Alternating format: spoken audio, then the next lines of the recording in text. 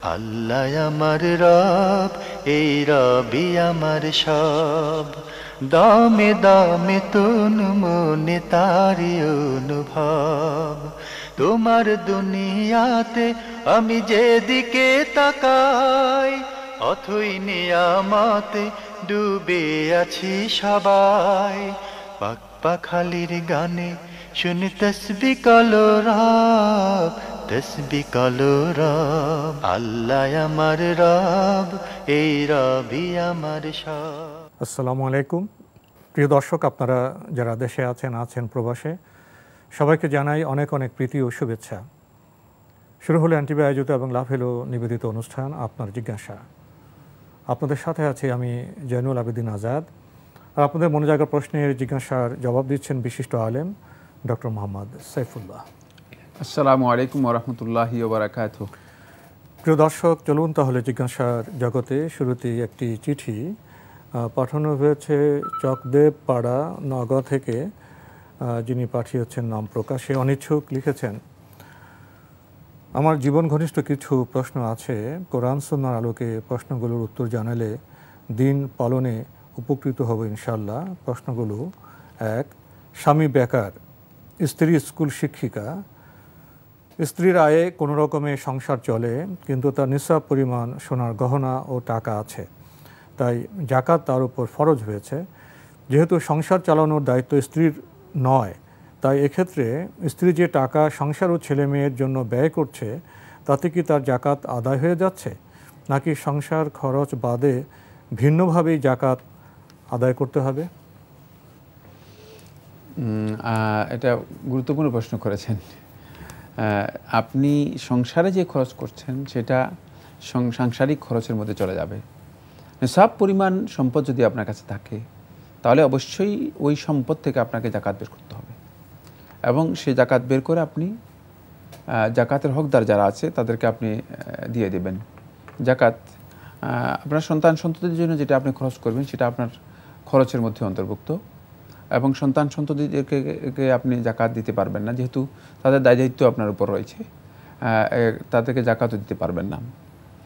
এক্ষেত্রে যদি আপনার স্বামী যদি অপারগ হয়, অথবা স্বামী যদি অক্ষম হয়, অথবা নেশাব পরিমাণ সম্পদ তার কাছে না থাকে, অথবা সে ফকির বা নিঃস্ব হয়, সেক্ষেত্রে স্বামীকে আপনি জাকাত দিতে পারেন।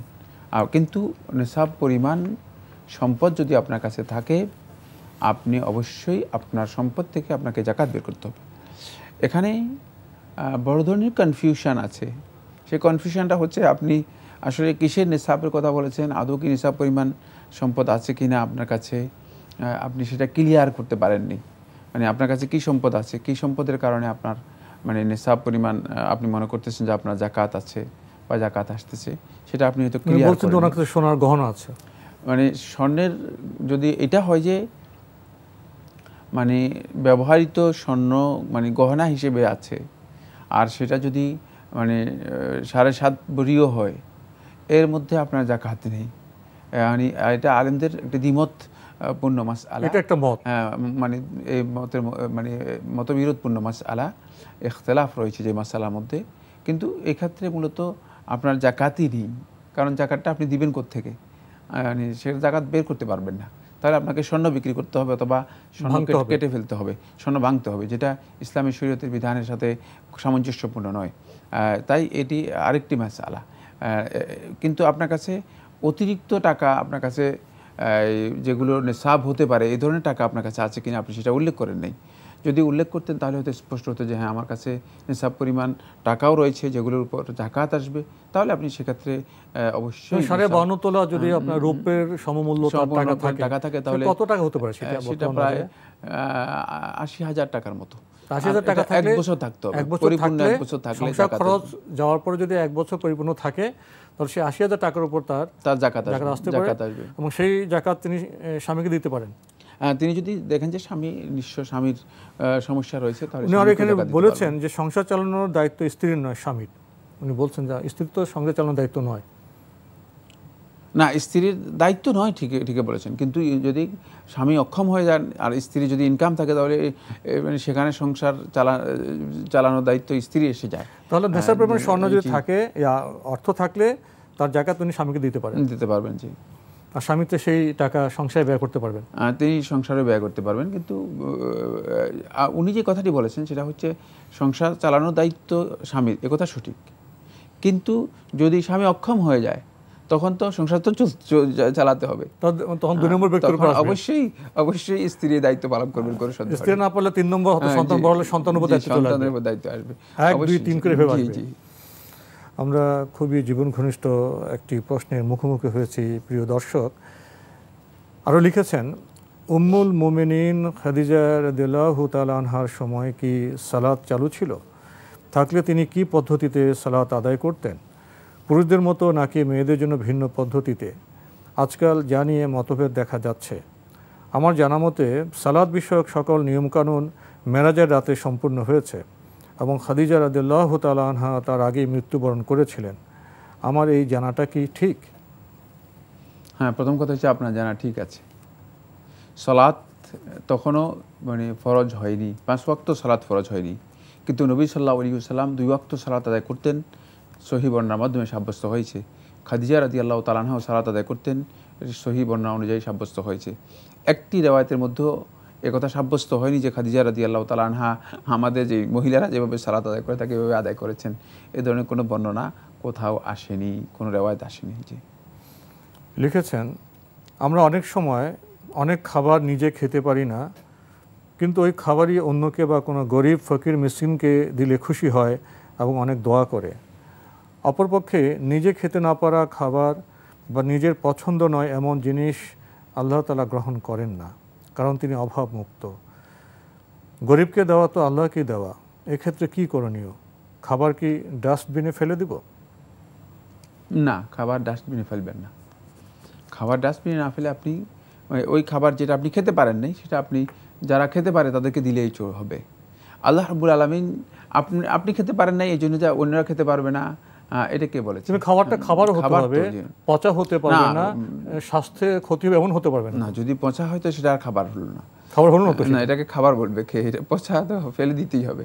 কিন্তু খাবার যদি হয় থাকে তাহলে খাবার যোগ্য যদি থাকে তাহলে আপনি ফকির মিসকিনকে দিবেন। হয়তো রুচির কারণে উনি খাচ্ছেন না, বা উনি গোশত খেতে পারবেন না, ওনার একটা সমস্যা আছে, এটা তো অন্য খেতে পারবে, অন্যরা খেতে পারবে, অন্যদেরকে দিতে পারবেন। কিন্তু যদি খাবার পচে যায় অথবা মানে খাবার যোগ্য না থাকে তাহলে সেক্ষেত্রে আপনি সেটা দান করা জায়েজ নেই।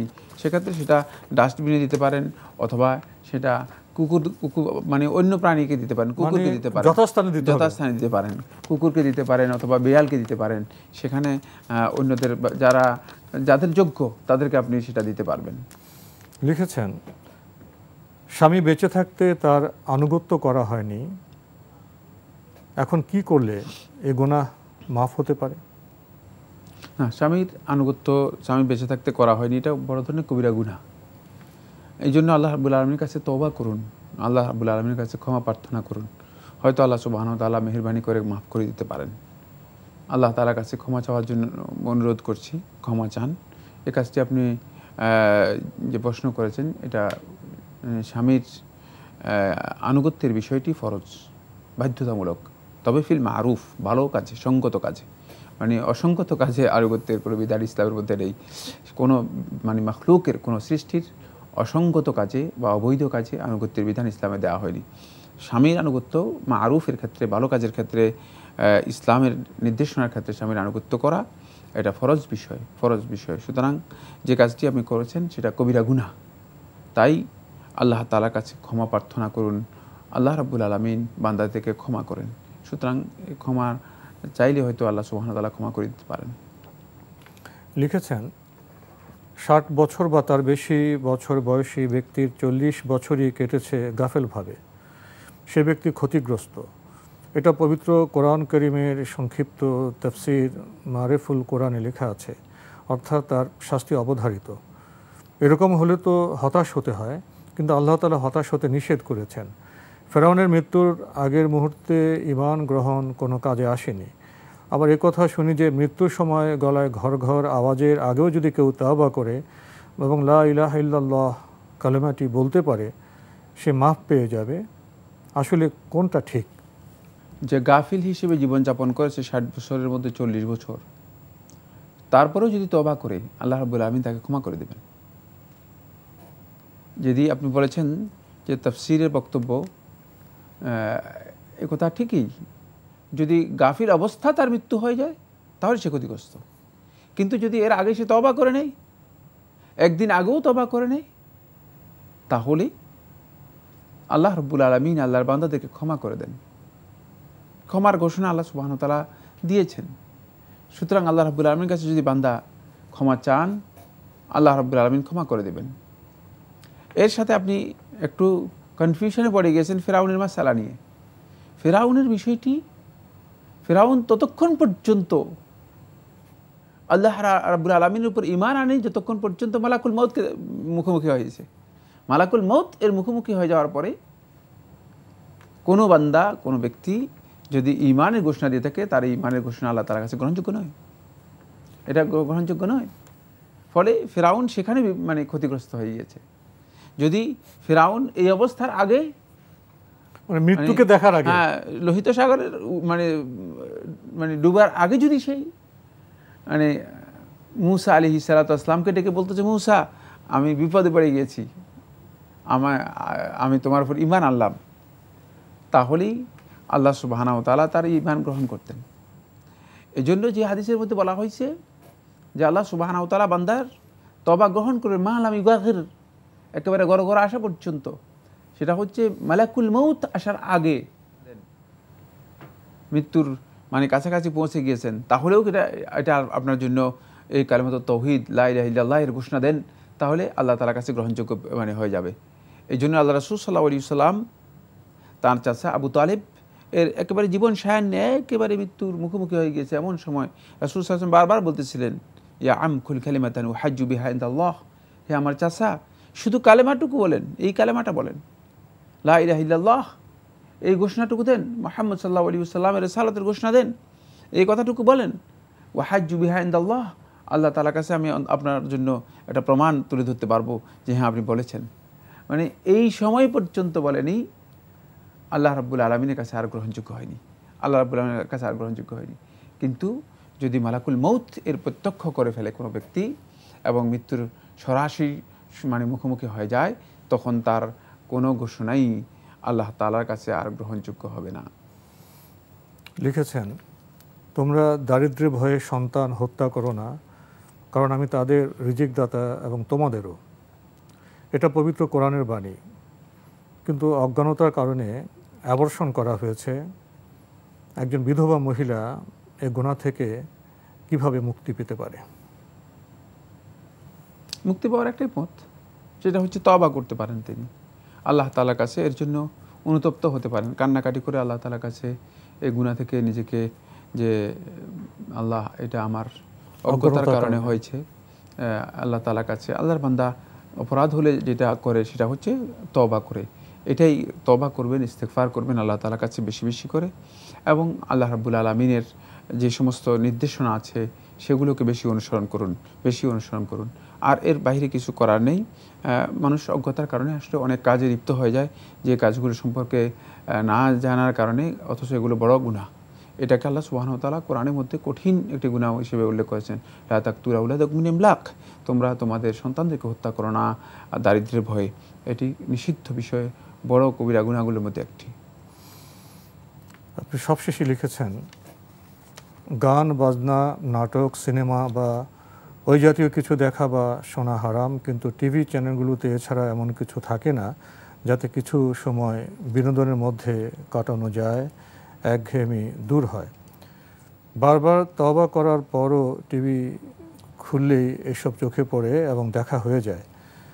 ইসলাম ধর্মে কি কোনো বিনোদন আছে যা করলে গুনাহ হবে না? কোনো নাটক, সিনেমায় শিক্ষামূলক বক্তব্য থাকে, এগুলো দেখাও কি হারাম? তা যদি হয় তাহলে অবসর সময় কিভাবে কাটানো যাবে? বিনোদন ছাড়া কিভাবে কর্মপ্রেরণা আসবে? সাইফুল্লাহ ভাইয়ের কাছে যাওয়ার আগে আপনার এই যে বিষয়গুলো আপনি তুলে ধরলেন, জি জি সে বিষয়ে আমি সাধারণ মানুষ হিসেবে আপনার সাথে একটু মত বিনিময় করতে চাই। আপনার মূল বিষয়টি কিন্তু বিনোদন। আপনার প্রশ্ন থেকে মূল বিষয়টি যে ফুটে উঠেছে বিনোদন, আপনি শেষও করেছেন বিনোদন ছাড়া কর্মপ্রেরণা কিভাবে আসবে। আপনার মূল বিষয় কিন্তু হারাম গান বাজনা নাটক সিনেমা নয়, এই পার্থক্য আমাদের করতে হবে। আমি যতদূর জানি ইসলামী বিনোদন সিদ্ধ বিষয়। আমাদের নবী সাল্লাল্লাহু আলাইহি ইসলামের জীবনী পড়ি, সাহাবাদের জীবনী পড়ি, এবং সেখানে আমরা দেখি বিনোদনের অবকাশ ছিল, বিনোদনের অবসর ছিল, এবং বিনোদন ছাড়া মানুষ তো আসলে কর্মপ্রেরণায় নতুনভাবে উদ্বুদ্ধ হওয়াটা কঠিনই। আমাদের তো তথ্য নেই। বর্তমান এই আলো ঝলমলে জাহেলিয়াতের যুগেও বিনোদনের অনেক সুন্দর বিষয়, হালাল বিষয় আছে। আমরা বাজারে যখন খোঁজখবর নিতে যাই, মাছ কিনতে যাই, 10 দোকান কিনে আমরা ভালো মাছটাই কিনি। কিন্তু বিনোদনের জগতে যে ইসলামী চেতনার আলোকে অনেক বিনোদনের বিষয় আছে, আমার সেই খোঁজখবর নেই। এবং দেখবেন অনেক টিভিতে, অনেক ক্যাসেট এরকম আছে, পবিত্র কোরআনের আকাশে বর্ণনা আসছে, প্রকৃতির বর্ণনা আসছে, সাথে সাথে ভিজুয়ালি সে আল্লাহর সৃষ্টি দৃশ্যগুলো আসছে, সে আয়াতগুলো আসছে, নিদর্শনগুলো আসছে, চমৎকার বিনোদন হয়। আসলে বাজারে গেলে যেমন হালাল জিনিস পাওয়া যায়, হারাম বিষয় পাওয়া যায়, সেখানে কষ্ট করে আমরা সেটা খোঁজ খবর নিই। আমরা ভালো মাছটাই কিনি, পচা মাছটা আমরা কিনি না। আমরা ভালো সুতির কাপড়টাই কিনতে চাই। আমরা যে কাপড়ে ফুসকা পড়বে, ক্ষতি হবে সেটা কিনতে চাই না। তাই বিনোদনের যে উপাদান আছে সেখানে আমরা কেন খোঁজ করছি না? এক্ষেত্রে অজ্ঞতাই আমাদের হারাম জিনিসের দিকে নিয়ে যায়। এই সামান্য ভূমিকাটুকু দিয়ে আমরা যাচ্ছি সাইফুল্লাহ ভাইয়ের কাছে। এই প্রশ্নের মধ্যে আসলে তিনি যেটা মানে উল্লেখ করেছেন সেটি হচ্ছে এই যে গান বাজনা বাদ্য হারাম যেগুলো আছে, মানে এটাকেই তিনি মনে করেছেন যে বিনোদন। এটা আসলে বিনোদন নয়।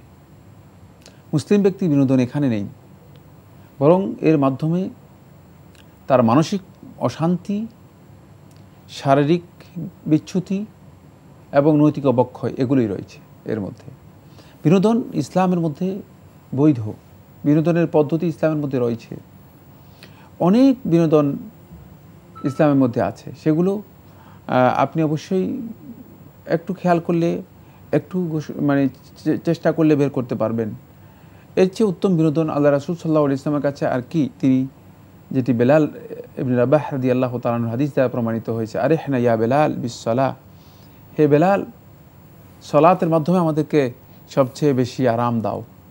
কারণ রাসূল সাল্লাল্লাহু আলাইহি ওয়াসাল্লাম বলছেন জুআলাত কুররাতু আইনি ফিস-সালাহ, নামাজের মধ্যে আমার মানে চক্ষু শীতলকারী বস্তু নিহিত রয়েছে, অন্তর্ভুক্ত রয়েছে। নামাজ রাসূল সাল্লাল্লাহু আলাইহি ওয়াসাল্লাম চক্ষু শীতল করত।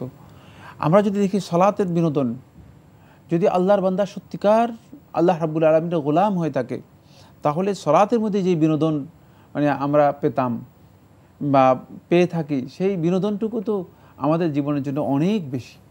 কিন্তু দুঃখের বিষয় হচ্ছে আমরা সেই মানে উত্তীর্ণ হতে পারিনি।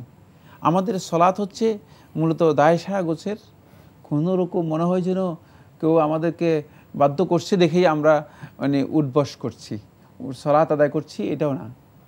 সেখানে যে বিনোদন আছে সেটা কোথায় হারিয়ে যাচ্ছে, যে প্রশান্তি আছে, হ্যাঁ যে প্রশান্তি আছে।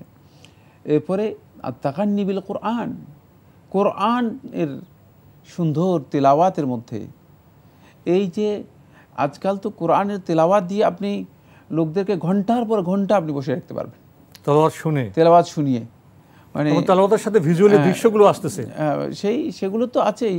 সেগুলো ছাড়াও শুধু তেলাওয়াতের মধ্যেও যেই মাধুর্য, যে মধুর একটা আবেগ রয়ে গিয়েছে সেই কোরআনের তেলাওয়াতের মাধ্যমে। দেখেন লোকেরা এখন মানে সব কিছু গান বাদ দিয়ে, সব কিছু বাদ দিয়ে যারা আল্লাহর বান্দা তারা কোরআন তেলাওয়াত শুনছে, এবং সর্বাবস্থায় কোরআন তেলাওয়াতের মাধ্যমে সওয়াবের কাজও হচ্ছে, আর মানসিক যে প্রশান্তি, যেই তিনি বলেছেন যে বিনোদনের মাধ্যমে যে একটা অনুপ্রেরণা আসবে, নতুন কর্মপ্রেরণা আসবে, চাঞ্চল্য আসবে, প্রাণবন্ত হবে ইত্যাদি, এগুলো মূলত কোরআন তেলাওয়াতের মধ্যে রয়েছে। আর অনেক বিষয় রয়েছে, আমরা একবার শেষের দিকে রয়েছে যেগুলো আমাদের বিনোদনের জন্য আমরা করতে পারি, তবে সেটা বৈধ পদ্ধতিতে হতে হবে। আপনি তো বিনোদনের মৌলিক বিষয় বললেন। আসলে সাহাবারা যেভাবে সালাতে প্রশান্তি পেতেন আমরা তো সে মানে যেতে পারছি না, এবং কোরআন তেলাওয়াতের মাধ্যমে শোনার মাধ্যমে যে প্রশান্তি পাচ্ছেন এটা তো মৌলিক বিষয়। এবং দেখা যেত সাহাবারা হাঁটছেন, মাঝে একটি বৃক্ষ বাধা হলো, আবার গিয়ে সূরা আসর শোনাচ্ছেন। এই যে বিনোদনের এই সমস্ত চিত্রতা আছে, সাধারণ মানুষ এগুলির মৌলিক বিষয়ের বাইরেও কেউ তো ভালো কথামালার গানও গাইতে পারে, শুনতে পারে, ভালো কবিতা বলতে পারে। যদি হারাম কোনো বক্তব্য না থাকে সেই কবিতাও যায়, সেই গানও যায়। তারপরে আপনার রাসূল জীবনী পাঠ, গ্রন্থ পাঠ, সেগুলোও যায়, সেগুলো তো বিনোদনের বিষয় আছে। অর্থাৎ বৈধ বিনোদন ইসলামে জায়েজ আছে, আমাদের শুধু খুঁজে নিতে হবে, জেনে নিতে হবে। সেখানে আপনি স্তর বিন্যাস করেছেন যে কোনটা মৌলিক বিনোদন, কতগুলো পার্শ্ব বিনোদন, সেদিকে আমাদের যেতে হবে। তো আজকে এখানে শেষ করতে হচ্ছে। আপনাকে অনেক ধন্যবাদ। আপনাকে অনেক ধন্যবাদ। প্রিয় দর্শক, আমরা এতক্ষণ দেখছিলাম এনটিভি আয়োজিত এবং লাভ হলো নিবেদিত অনুষ্ঠান। আপনার জিজ্ঞাসা, আমাদের অনুষ্ঠান আপনারা এনটিভি অনলাইনেও দেখতে পারবেন। ভিজিট করুন www.ntvbd.com। এছাড়া ইউটিউবে এবং আমাদের ভেরিফাইড ফেসবুক পেজে অনুষ্ঠান দেখতে পারবেন। শেষের প্রশ্ন এসেছিল বিনোদনে ছেয়ে গেছে আমাদের সমাজ, আমাদের মিডিয়া। কারণ মুসলিম হিসেবে প্রকৃত বিনোদন কোথায় তার কিছু ইঙ্গিত আমরা ডক্টর মোহাম্মদ সাইফুল্লাহর বক্তব্যে পেয়েছি। আমাদের কিছু খোঁজ নিতে হবে, আমাদের আত্মাকে পবিত্র করতে হবে, বলিষ্ঠ করতে হবে, তাহলে আমরা সুন্দরভাবে সমাজে এবং আমাদের কর্মে আমরা সফল হতে পারবো। চিঠি লিখুন, প্রশ্ন পাঠান আমাদের ঠিকানায়। পরিচালক আপনার জিজ্ঞাসা, এনটিভি, বিএসসি ভবন, 7ম তলা, 102 কাজী নজরুল ইসলাম এভিনিউ, কারওয়ান বাজার, ঢাকা 1215। আপনারা ইমেলও করতে পারেন। আমাদের ইমেল অ্যাড্রেস আপনার জিজ্ঞাসা @ntvbd.com। প্রিয় দর্শক, মহান আল্লাহ আমাদের সবাইকে নিরাপদে রাখুন, রাখুন শান্তিতে। আসসালামু আলাইকুম। আল্লাহ আমার রব, এই রবি আমার সব, দামে দামে তুন মনে তারি অনুভব। আল্লাহ আমার রব, এই রবি আমার সব।